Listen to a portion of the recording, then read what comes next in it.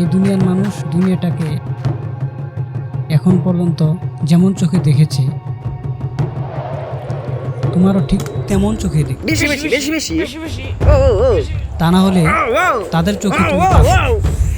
নিজেরা যেভাবে মানুষ হয়েছে তুমিও যদি সেভাবে মানুষ হও মুরব্বী, এত কথা কন কেন? তাহলে তুমি ভালো সুস্থ। তা আমি কি ওষুধ নিয়ে রাস্তা দিতেছি?